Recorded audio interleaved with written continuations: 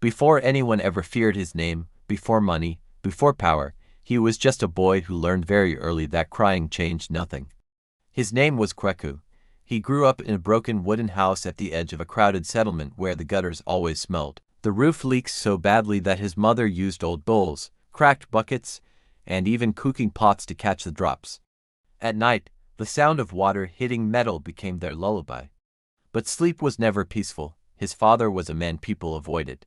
He carried anger like it was his only possession. When he drank, his voice would fill the house before his body even crossed the door.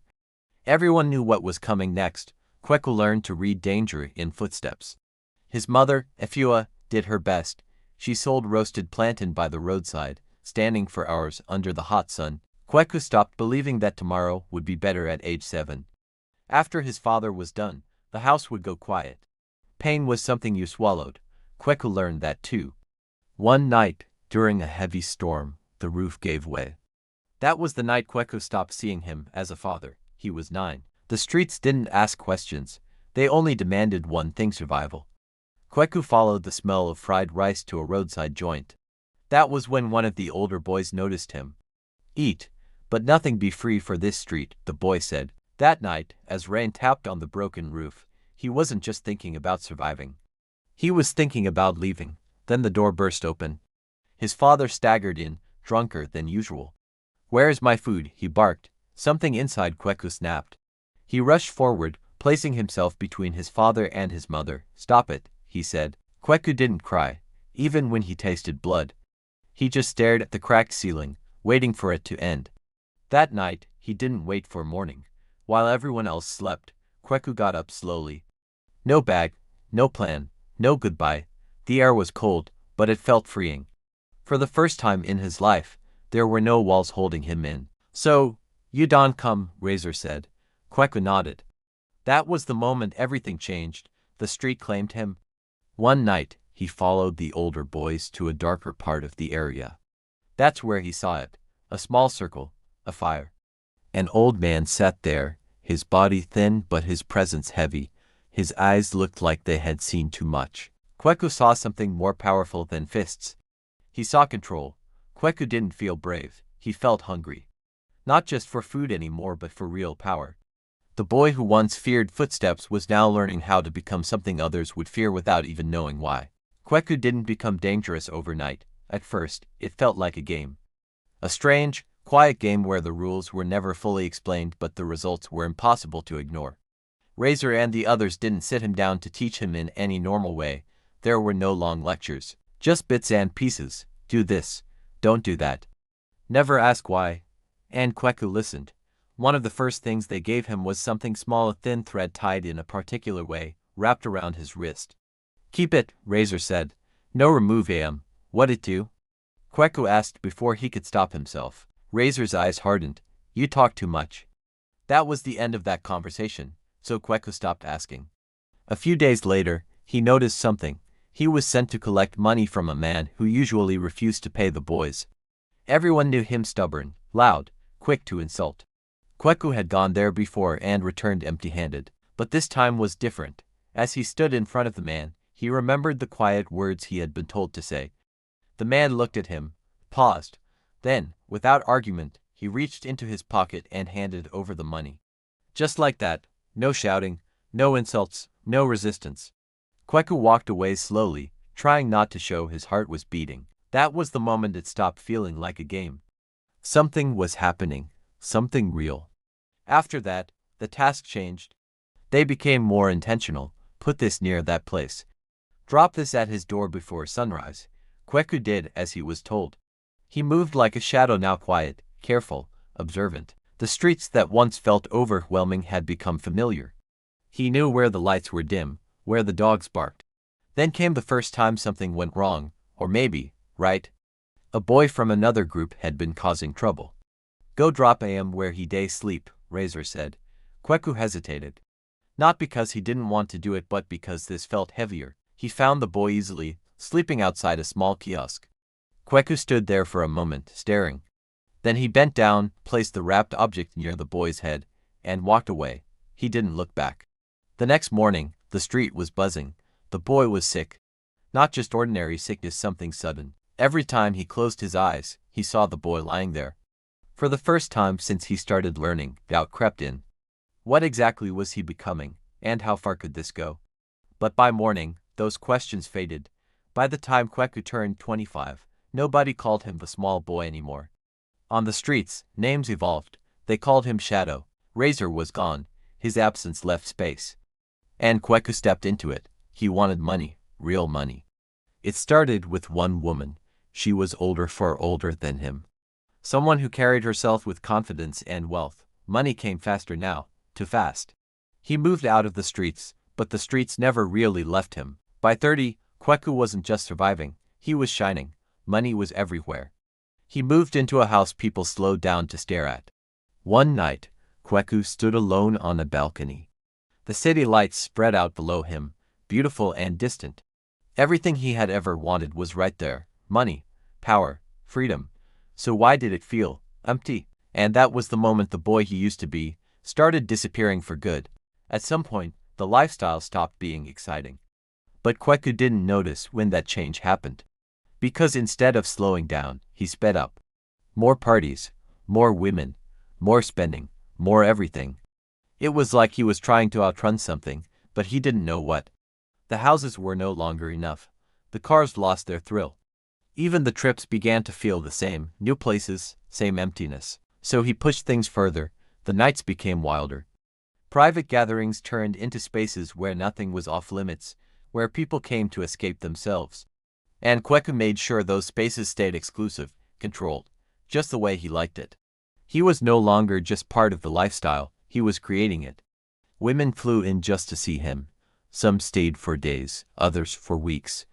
They came with gifts, money, and promises they didn't even fully understand.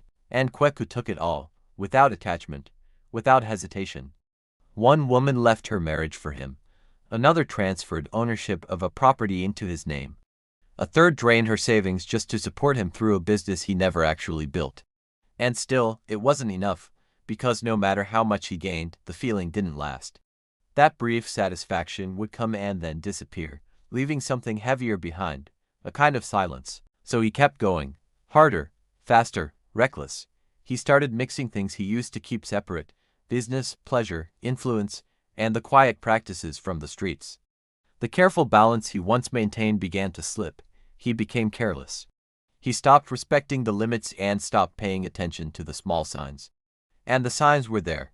People started changing around him. A woman who once adored him suddenly became distant, almost afraid. Another began having strange breakdowns, talking about dreams and shadows. One of his close associates disappeared after a disagreement. No explanation, no trace. The kind of things that would have made the younger Kweku step back, the new Kweku ignored. Because in his mind, he was untouchable. That belief grew stronger every day. Until one night, something happened that he couldn't ignore. It was supposed to be just another gathering. Then, in the middle of everything, he felt it. Not outside, inside, a sudden, sharp shift, like something tightening in his chest. The room didn't change, but somehow it felt different, darker. He tried to shake it off, to act normal, but his body didn't respond. For the first time in years, Kweku felt fear. Real fear, something deeper, something unfamiliar. He left the room immediately, walking until he was alone. His heart pounded, his hands shook, and in the silence, one thought pushed through: what if something is wrong? Not with the night, but with him. That thought stayed longer than he expected. Even though he went back inside, even though the lifestyle continued, something had shifted. Cracks had formed, and deep down, Kweku knew whatever was coming next would not be something he could control. After that night, things didn't return to normal. Kweku tried to act like they did. He went out, he hosted, he handled money. But inside, everything had changed. The feeling came back. Sometimes it was a tightness in his chest, sometimes a strange heaviness. For the first time in years, control was slipping. Sleep became difficult. His mind replayed things he had buried. The boy sleeping beside the kiosk. The wrapped object, the sudden sickness, faces of women becoming broken. His mother, that one hurt the most. In his dreams, she appeared clearly, not smiling. Just looking at him, disappointed. That look stayed with him even after he woke up. One morning, Kweku sat at the edge of his bed, staring at the floor. The house was too quiet. He walked through the rooms, big, expensive, but empty. No laughter, no life. That's when it hit him. None of it meant anything. He was alone. This was a deeper isolation that came from choices, not circumstances. No matter how much he tried to fill it with noise, it stayed. That day, something inside him cracked open. He started remembering the fear in his siblings' eyes and the moment he chose to walk away without looking back. Each choice leading him further from who he used to be. He tried to distract himself, but once that awareness comes, you can't push it away. Then came the final blow. It was a message, simple, direct, from a number he didn't recognize. The words were short and cold. His mother was gone. Kweku sat there, staring at the screen. No reaction at first, just stillness. Then slowly, the weight settled. He hadn't been there when she struggled. Not when she needed him. All the money he had, and he couldn't buy back a single moment with her. For the first time in years, Kweku broke. He sank into the chair, his hands covering his face. Regret. Heavy, unavoidable, and far too late. Some losses don't come with a second chance. And some choices follow you all the way to the end. Kweku didn't die that day, but something inside him did. The sunlight fell through the blinds, and for the first time, he saw clearly the emptiness of it all. The cars, the houses, it all felt like hollow shadows. He remembered the boy who had fled home, barefoot and hungry. That boy was gone. All that remained was the man the streets had made, cold and alone. Kweku tried to reach for the old tricks, the power that served him for years. But it was useless here. No control could bring back what he had lost. He walked through his home and finally stepped outside. The streets were the same ones he had known as a child, but they didn't offer escape. They only reminded him of the choices he had made, the people he had used, and the mother he had abandoned. People passed by him, indifferent. He found himself where it had all started, the cracked walls, the smell of rain-soaked wood. The old settlement had changed, but the history remained. Kweku realized the cruel truth: all the money and power couldn't save him from himself. He had used life to escape, but never to love or care. And now, at the end, he had nothing, no redemption. Only the echo of choices, loud and unforgiving, bouncing off walls he could never rebuild. Kweku smiled once, a small, bitter smile. Some lessons are only learned too late. Power can buy many things, but it cannot buy back a life. He turned away, walking slowly into the unknown, carrying only regret. He had become the very thing he once feared. The boy was gone. In his place stood a man who had everything except what truly mattered. The world moved on, and Kweku walked alone. The cruelest lesson of all.